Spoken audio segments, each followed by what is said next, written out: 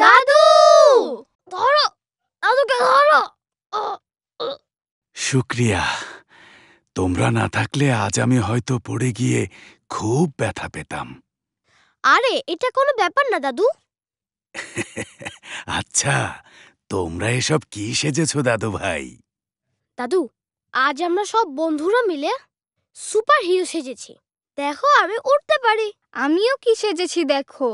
হ্যাঁ, আমার অনেক শক্তি। আর আমাকে দেখো, হা হা হা হা। আজ আমরা সুপার হিরোদের মতো ভালো কাজ করব। মাশাআল্লাহ, খুব ভালো, খুব ভালো। কিন্তু কি ভালো কাজ করব সাকিব? আমার মাথায় তো কিছুই আসছে না। বন্ধুরা, চলো রাহেলা খালাকে জিজ্ঞেস করি। উনি হয়তো ভালো কাজের ব্যাপারে কোনো আইডিয়া দিতে পারে।